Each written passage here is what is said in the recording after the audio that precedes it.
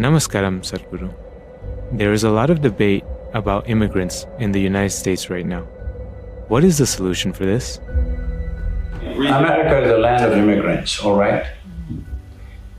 Even today, there's a big influx. If you open up your walls and gates, I think in 3 months' time, you will have 1 billion population, okay?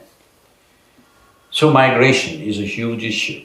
If 1.6 billion people start migrating in the next 8 to 10 years, that's supposed to happen, it's already happening, just imagine which city will be livable in the world. Just imagine tomorrow morning if there are 20 million people extra in Los Angeles, can you build housing for them? Can you provide basic services to them? Can you maintain education for them, healthcare for them? Nothing is possible. Even in a country of this level of affluence, it will not be possible to build that. When people migrate, so you must understand this. Right now, between Africa and United States, at Spain, Italy, all these places, every year thousands of people are drowning in the waters, they are not reported. Media will not report that. Nobody wants to report that because they're unwanted people. But some deaths will be reported.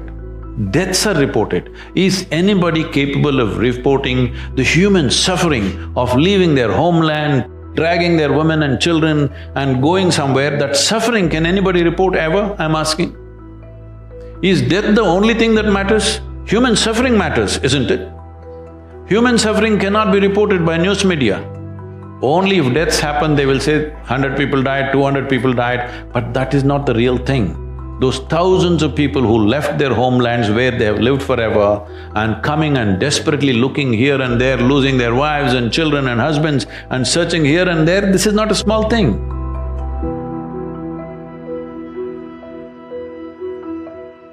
Migration, unplanned migration is a very cruel process. And it's not in one country, it's happening all across. So people just landing up in strange spaces without knowing what it is, especially for women and children, it is a horror story. 1 or 2 generations go through real horror story.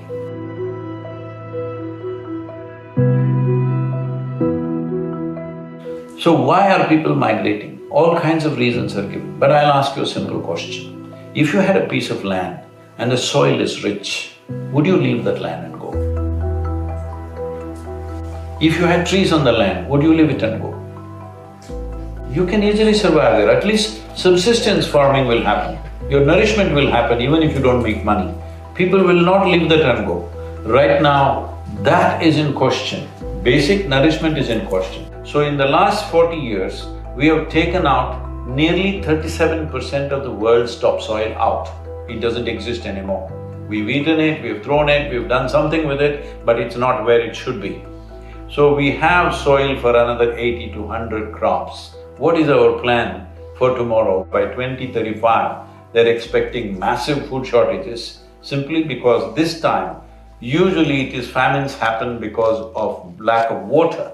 But today we have the capacity to transport water through pipelines and canals. But this time it's going to happen because of lack of soil. They're calling this as soil extinction. You've heard of dinosaurs going extinct, you have heard of dodos going extinct, but this is soil extinction is what we are looking at. But ecologically, at least if the soil is rich, people will stay on the land. They will not leave it and go somewhere. There are other problems. Right now, people tell me 30 cities on the planet have 72% of the world's investment. With this kind of disproportionate investment, obviously people will all pile up in one place. This needs to spread. If investment has to spread, who will risk spreading their investment to a place which is harder to do business?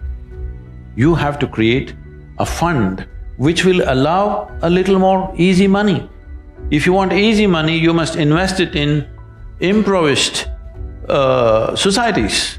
So we are looking at this in a big way, trying to work with the United Nations and the large businesses and to set up a trust where businesses will be given soft loans for long gestation period, 12, 15 years, so that you have time to go there, train the people, create talent and create a business and create livelihood there so that people don't have to go away. What kind of business? Well, businesses can decide what kind depending on the terrain, people, the nature of everything else that is their ecosystem. But if we don't do this now, that if we don't spread the world's investment into various areas, you will see when one segment of population is living with so much comfort and well-being, another segment has nothing, you cannot control it. All these years you controlled it because there was no transportation, you understand? Now everybody has transportation. When 1.5 billion people start moving, not one wall, people will try to build walls everywhere. And wall is a solution only till the tide is of a certain level. When the tide increases, it'll fall over the wall. One way or the other they will come in, it doesn't matter what kind of barriers you put up, in the next 10 years' time, they will come anyway unless you put investments in various places and create livelihoods. The businesses have to be structured like this. Your ambition, whatever it is, I want you to understand this.